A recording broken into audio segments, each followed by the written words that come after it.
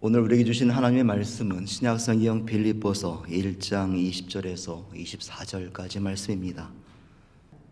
그러나 육신을 입고 계속 살아가는 이것이 나에게 수고의 결실을 가져다주는 보람된 일이라면 내가 죽은 것과 사는 것 중에서 과연 어느 쪽을 선택해야 할지 모르겠습니다.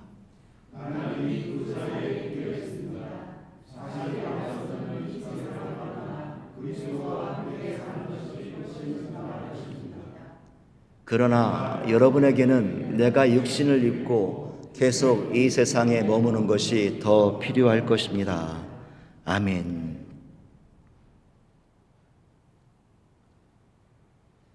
며칠 전부터 눈이 내리면서 기온이 많이 떨어졌습니다. 감기로 고생하시는 분도 계시고 또 계속해서 육체적 피로와 고단함을 느끼는 그런 시즌이 아닌가 생각합니다. 왜 이렇게 주일마다 눈이 오고 추운지 모르겠어요. 주일마다 추우면 항상 오늘은 어떠실까, 교회 오시는 길이 어렵지 않으실까 그런 걱정을 하게 됩니다. 저는 시카고에서 추운 겨울을 지내오면서 문득 그런 생각이 들었어요.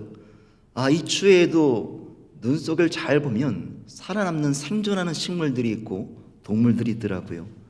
얼음 속에서도 뿌리를 지켜내는 식물들이 보이고요. 또 겨울을 나는 새는 추운 겨울에도 체온을 유지하는 방법으로 겨울을 버텨내기도 합니다. 들판의 나무도 양분을 뿌리 깊은 곳에 숨겨두며 봄에 새싹을 틔우기도 하죠. 저마다 자연의 생명들은 이렇게 추운 겨울을 버텨내는 생존의 기술이 있더라 이겁니다. 그렇다면 이런 생각도 들기도 하죠. 우리 신앙에도 이러한 기술이 있다면, 어떨까? 짧게는 몇 년, 길게는 수십 년, 그리고 평생을 하나님과 동행하며 살아온 우리에게 그동안 쌓아온 믿음의 경험치, 고난과 환난을 이겨내는 신앙의 기술이 우리에게 있다면 그 어떤 춥고 시린 날이 닥치더라도 이겨낼 수 있는 그런 능력이 되지 않을까? 오늘은 바로 그 이야기를 해보려고 합니다. 우리가 가진 신앙의 기술이 우리의 삶을 담대하게 세우는 능력이 될 수 있음을 살펴보려고 합니다. 함께 따라 하시겠습니다.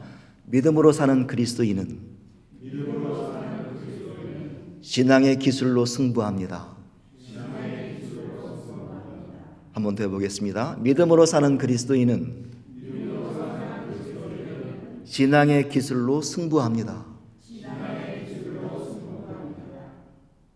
믿음으로 사는 그리스도인이라는 제목으로 1월달 세 번째 말씀을 나누고 있습니다. 오늘 빌립보서 1장 말씀을 통해서 바울이 가지고 있는 신앙의 기술, 그 세 가지의 기술을 찾아보고 이 한 해를 믿음의 능력으로 채우는 은혜를 발견하는 놀라운 이 시간이 되기를 간절히 원합니다. 첫째로 바울에게는 해석의 기술이 있었습니다. 해석의 기술. 몇 해 전 현대미술계에서 큰 논란을 일으킨 작품이 하나 있었습니다. 이탈리아 작가 마우리치오 캐틀란의 코미디언이라는 작품이에요. 그런데 이 작품은요, 자세히 보시면 그저 평범한 바나나 하나가 덕테이프로 벽에 붙어 있는 모습입니다. 그것도요, 길거리에서 80센트를 주고 산 바나나라고 하죠. 그런데 놀라운 것은 이 작품이 지난 2024년 뉴욕 소더비 혁명에서 620만 달러에 팔렸다는 겁니다. 620만 달러. 여러분들도 만드실 수 있습니다. 집에 가셔서 덕테이프 하나만 있으면 딸기도 붙여보시고 복숭아도 붙여보시고 그러면 작품이 되는 거예요. 우리가 쉽게 예상할 수 있는 것처럼 이 작품과 그 경매에 대해서 많은 논란거리가 생기죠. 반응이 제각각입니다. 저게 무슨 예술이야? 누가 저걸 사가? 620만 달러라고?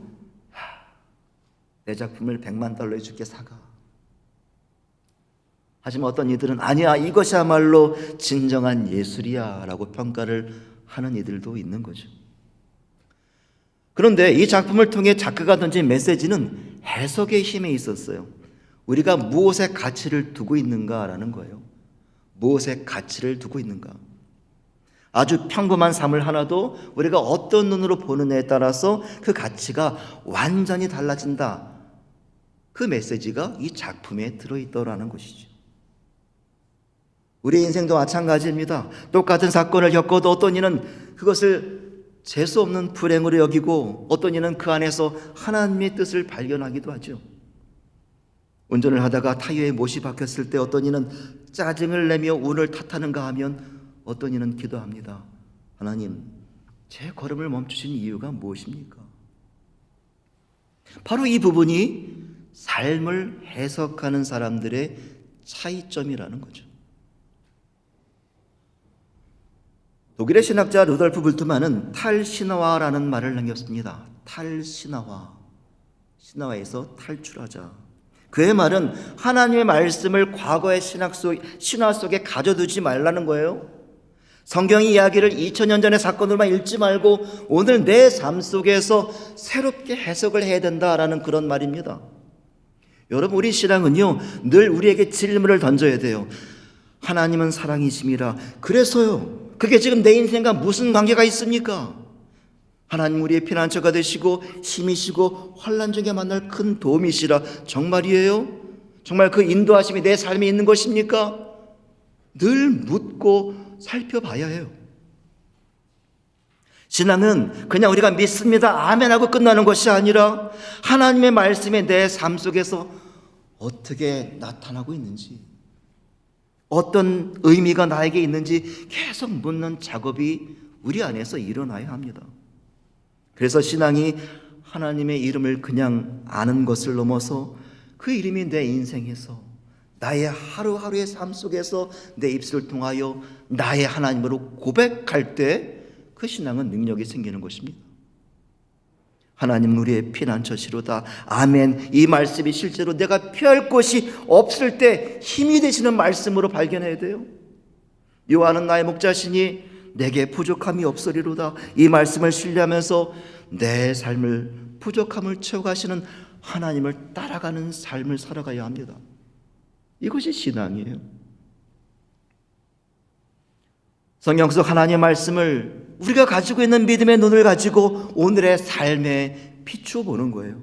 그리고 하나님의 말씀대로 실제적으로 살아가는 거죠. 바로 그때 우리의 삶은 하나님이 역사하시는 현장이 되는 것입니다.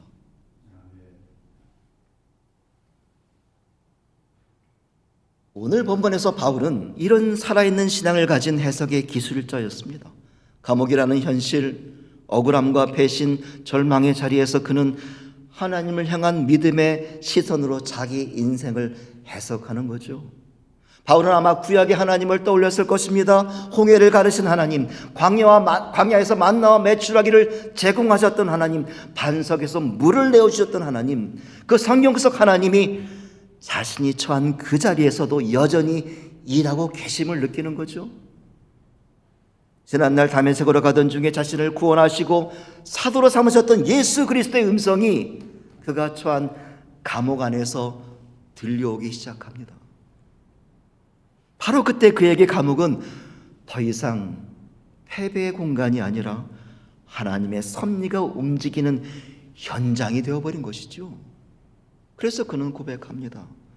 예전과 같이 언제나 담대한 마음으로 내가 살든지 죽든지 내 몸을 통해서 오직 그리스도께서 영광을 받게 되는 것입니다. 내가 처한 이 감옥의 자리에서도 나를 통하여 그리스도가 드러나실 거야. 왜냐하면 이 상황 속에서도 하나님은 나를 향하신 뜻이 있음을 내가 믿기 때문이야. 이것이 바로 바울이 가지고 있는 해석의 기술이었어요. 현실을 믿음의 눈으로 읽어내는 능력입니다.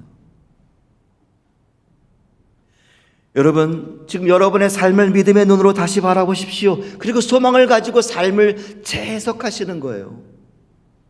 성경 속 이야기가 나의 삶에서 믿음의 눈으로 해석되어질 때 바로 그 자리가 하나님의 무대가 되는 것입니다. 오늘 우리의 자리가 고단하고 외롭고 또 온 사방이 우겨쌈을 당하는 답답한 현실이 될지라도 믿음의 고백이 임하는 삶이 되면 하나님께서 나를 향하여 강하고 크신 팔로 위로하시고 베푸시는 역사의 현장이 되는 것입니다. 그것이 바로 우리가 가져야 할 해석의 기술입니다. 그 모습을 바울은 우리에게 보여주고 있는 것이지요. 둘째로 바울에게는 감사의 기술이 있었습니다. 감사의 기술. 우리가 흔히 감사하다라는 말의 영어는 땡크라고 합니다. 땡크.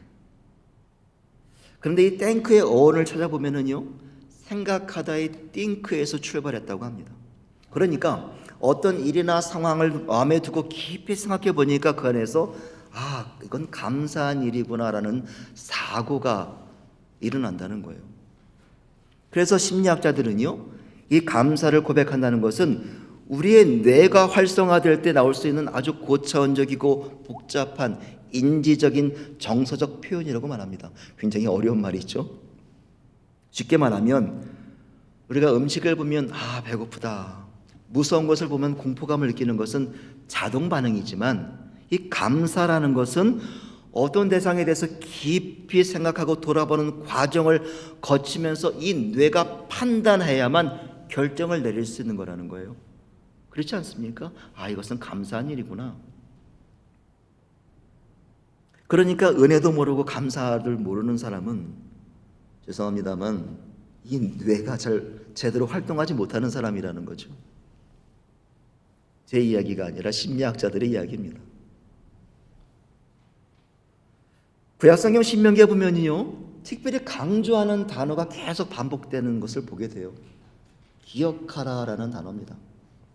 너는 기억하라, 내 하나님 여호와가 강한 손과 편팔로 거기서 너를 인도하여 내었나니, 너는 내 하나님 여호와를 기억하라. 내 하나님 여호와께서 너를 속량하셨음을 기억하라.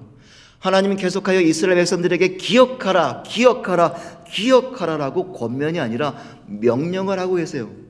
그 이유가 무엇이겠습니까? 그들이 기억하고 생각하는 그 속에 누구를 발견하는 거예요? 하나님을 발견하고 하나님이 하신 일에 생각이 되고 그 이루신 일에 감사가 나오게 하라는 거죠. 그들의 띵크 속에 땡크가 고백되게 하라는 것입니다. 왜냐하면 그들이 감사를 고백할 때 지난 과거의 기억 속에 계신 하나님을 현재 오늘로 불러오기 때문이에요. 감사를 고백함과 동시에 그들은 하나님이 함께 하시는 현재적 삶을 살아가게 된다는 것입니다. 그러니까 그들은 감사의 고백을 통하여 과거의 하나님을 발견하고 현재에도 그 하나님과 동행하며 그 하나님의 내일의 소망이 되시는 삶을 살아가면서 그들은 하나님이 책임져 주시는 일생을 경험하게 된다는 것입니다. 감사의 능력이죠. 여러분, 우리가요, 감사라는 말을 하루에도 수도 없이 많이 합니다. 지난 2023년 뉴욕 포스트 기사를 보니까 미국인들은 한 해 동안 약 2200번의 감사를 한다는 거예요. 이것을 하루로 나눠보면 하루 평균 약 6번의 감사를 한답니다. Thank you, thank you, thank you. 참 많이 하죠. 그런데 이렇게 풍성한 감사의 고백도요, 주저함이 생기는 경우가 있다는 거예요. 앞날에 대한 불확실성이 있을 때 감사가 잘 안 나온다는 겁니다. 사람에 대해서도 어떤 분이 지난날에 나에게 많은 도움을 주어서 오늘까지는 참 감사했지만 그분이 내일도 모레도 동일하게 나에게 감사한 사람이 될 것이냐는 질문에 답을 못할 때, 확신이 없을 때 그분에게 감사하기가 어렵다라는 거죠. 그렇지 않겠어요? 어제까지는 감사할 수 있지만 내일 일은 모르는 거잖아요. 우리가 올 한 해 살아가면서 우리가 기대했던 일보다는 생각지도 못했던 불편하고 두려운, 어쩌면 우리의 힘을 벗어난 어려움들을 만나게 될 수도 있습니다. 내일이라는 미래가 우리에게는 늘 두려움이 되잖아요. 하지만 그때 우리는 감사를 주저할 것이 아니라, 감사의 고백을 멈출 게 아니라 우리가 기억하고 믿는 감사의 기술을 사용하시는 거예요. 과거에 함께 하셨던 나의 하나님이 오늘도 나와 함께 하신다, 감사합니다. 내일이 나의 소망이 되신다, 감사합니다. 그 약속을 신뢰하면서 감사의 고백을 하게 나가시는 거예요. 그러면 이 한 해도 하나님이 함께 하시는 매일매일이 될 것이라 저는 분명히 믿습니다. 감사의 능력이 주는 놀라운 선물이지요. 오늘 본문에서 사도 바울은 고백합니다. 내게 있어서 사는 것이 그리스도시니 죽는 것은 또한 유익하기 때문입니다. 바울은 자신의 현재적 삶에서 하나님을 경험하고 만족하는 감사함을 표현합니다. 이 감사가 어디에서 나왔겠어요? 그의 과거의 기억에서 나왔겠죠. 그리고 그 하나님이 바울의 미래에도 함께 하실 것이라는 그런 소망을 가지고 오늘의 삶에 만족하고 있습니다. 내가 간절히 기대하고 소망하는 것은, 나에게 허락하실 그 분명한 소망은, 나를 통해 이루실 그 소망은, 내가 분명히 알고 있는 그 소망이 그에게 있었다는 거예요. 우리가 신앙에 있어서 과거를 기억하는 만큼 중요한 것은요, 소망의 내일을 확보하는 거예요. 소망의 내일. 여기서 감사는 우리 믿음의 그리스도인들에게 너무나 확실하고 강력한 신앙의 기술이 됩니다. 신실하신 나의 하나님이 나의 모든 인생의 나날들을 주관하신다는 그 믿음이 나의 감사의 고백으로 나타날 때, 그 믿음으로 우리는 이 한 해를 담대하게 살아갈 수 있는 것입니다. 여러분, 우리 감사합시다. 매일매일 감사합시다. 우리의 그 고백을 통하여 우리의 삶을 도우시고 내일의 소망을 우리에게 부여하시는 하나님의 동행하심을 날마다 경험하는 이 한 해가 되시기를 간절히 축원합니다. 우리가 마지막으로 바울에게서 배워야 할 것은요, 선택의 기술이에요. 선택의 기술. 어느 연구에 따르면 미국인은 하루 평균 약 70개의 의식적인 결정을 내린다고 합니다. 아침에 눈을 뜨면 5분만 더 잘까라는 사소한 결정부터 직장에 가서 판단하고 사람들과의 관계를 하고 그리고 인생의 방향을 결정하기까지 우리는 끊임없이 선택하며 살아간다는 거예요. 그런데 이렇게 하루하루가 모이면 1년에 약 2만 5천 번의 선택을 한답니다. 평균적으로요. 우리는 1년 동안 약 2만 5천 번의 선택하는 기로에 서 있다는 거예요. 참 놀랍지 않습니까? 여러분의 연수를 계산하면 몇 번의 선택을 하셨습니까? 그런데 이것이 놀랍기만 한 것이 아니라 두려운 사실이 되는 것은 무엇이냐면, 이런 선택과 결정들이 모이면 결국 우리의 미래가 된다는 거예요. 참 무서운 말이지 않습니까? 이솝 우화에 이런 이야기가 있습니다. 한 아버지와 아들이 집에서 키우던 당나귀를 시장에 팔기 위하여 끌고 가요. 처음에는 아버지가 당나귀를 타고 아들이 걸어갑니다. 그랬더니 사람들이 수근거리기 시작합니다. 어린 아들을 걷게 하다니 참 몰인정한 아버지군. 그래서 이번에는 반대로 아들을 태우고 아버지가 걸어가요. 그랬더니 사람들이 또 수군대요. 젊은 녀석이 아버지를 걷게 하다니 버릇이 없군. 그래서 어떤 방법을 취했을까요? 이번에는 둘 다 올려 탑니다. 그랬더니 사람들이 또 수군대요. 당나귀가 참 불쌍하군. 그래서 둘 다 내려서 걸어갑니다. 그랬더니 또 조롱되기 시작합니다. 멍청한 사람들 같으니 당나귀를 놔두고 걸어가다니. 결국은 시장에 도착해서 당나귀도 사람도 모두 지쳐 쓰러졌다라는 그런 이야기입니다. 이 이야기는 기준이 없는 인생의 비극을 잘 보여주고 있어요. 사람들의 평가를 따라 사는 인생은 결국 아무것도 하지 못하고 선택하지 못하고 모든 것을 잃어버립니다. 오늘날 우리가 살아가는 세상도 인생도 마찬가지죠. SNS의 반응, 사람들의 평판, 세상의 유행, 우리는 그런 선택을 따라갑니다. 그러나 그런 기준은 언제나 변합니다. 언제나 변해요. 언제나 변합니다. 사람의 시선들을 따라가는 선택들은 결국 내 영혼을 소모시키고 우리의 믿음을 탈진하게 만들어버려요. 하지만 믿음의 그리스도인들은 이 갈림길의 상황에서 선택의 기술이 발휘돼요. 바로 사람들의 수근거림이 아니라 하나님의 뜻을 기준으로 선택하게 됩니다. 하나님께서 내 인생을 향하여 가지신 그 뜻을 바라보는 거예요. 하나님이 나를 사용하시는 목적을 바라보는 거예요. 오늘 본문에 보면 바울은 갈림길을 만나게 됩니다. 나는 이 둘 사이에 끼어 있습니다. 사실 나로서는 이 세상을 떠나 그리스도와 함께 사는 것이 훨씬 나을 것입니다. 바울은 영광을 위한 죽음을 택할 수도 있었다는 거예요. 하지만 바울은 자신의 안위가 아니라 복음의 이익을 선택해요. 그러나 여러분에게는 내가 육신을 입고 계속 이 세상에 머무는 것이 더 필요할 것입니다. 그가 붙잡은 기준이라는 것은 사람들의 시선과 말이 아니라 하나님께서 자신을 사용하시려는 목적에 있었다는 거예요. 그리고 그 길을 위해 나아가는 거죠. 여기서 바울이 가지고 있는 선택의 기술이 드러나고 있는 것이죠. 우리는 매일매일 인생의 갈림길에 서게 됩니다. 갈림길이라는 것은 여러 갈래의 길들이 모여 있다는 거예요. 그래서 영어로도 크로스로드라고 말합니다. 갈래의 길들이 모여 있는 교차로와 같다는 것이죠. 하지만 믿음이 있는 그리스도인은 사람의 말이나 세상의 유행이나 내 감정을 따라서 길을 선택하지 않습니다. 그래도 돼 보이는 여러 갈래의 길 가운데 진리의 길 되시는 오직 한 분, 그 하나님을 선택하고 그 하나님께 뜻을 구하고 하나님의 백성답게, 그리스도인답게, 신앙인답게 선택을 하고 그리고 하나님이 이루시는 능력을 누리며 나가는 것입니다.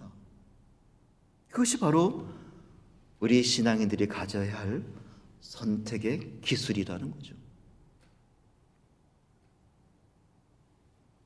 말씀을 마무리합니다.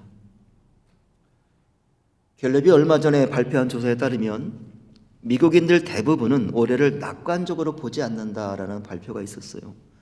경제, 정치, 국제정세, 범죄 등의 13개 항목 거의 전부에서 미국인들은 2026년도를 비관적이라고 전망한다는 거예요. 요즘 나오는 많은 뉴스들이 우리의 시선을 이렇게 바꾸지 않습니까? 새해가 시작되었지만 세상은 여전히 불안하고 우리의 내일은 여전히 안개 속에 있는 것 같습니다. 그리고 이러한 전망들은, 이러한 견해들은 이 한 해를 살아가야 하는 우리에게 커다란 염려와 두려움을 안겨주기도 합니다. 하지만 여러분, 믿음으로 사는 그리스도에게는 이 두려움을 이길 무기가 있어요. 그것이 바로 신앙의 기술입니다. 신앙의 기술. 세상이 흔들려도 하나님의 섭리로 오늘을 해석하고 감사의 고백으로 내일을 소망하고 바라보고 하나님의 뜻을 따라 믿음을 가지고 선택하는 오늘, 이것이 바로 우리를 담대하게 살아가게 하는 신앙의 기술이며 신앙의 능력인 줄 믿습니다. 이 한 가지만 기억하십시오. 신앙의 기술이 있는 사람에게는 두려움보다 훨씬 큰 하나님을 분명히 만나게 될 것입니다. 우리의 문제보다 더 위대한 능력을 가지신 하나님과 동행하실 것입니다. 그렇기 때문에 우리가 가진 신앙의 기술로 맞서십시오. 신앙의 능력으로 승부하십시오. 이 2026년 한 해가 세상에 말하고 떠들어대는 수군대는 불안과 염려의 해가 아니라 하나님의 놀라운 뜻이 펼쳐지는 권능의 해, 믿음의 담대함으로 승리하는 놀라운 역사해가 되기를 간절히 축원합니다.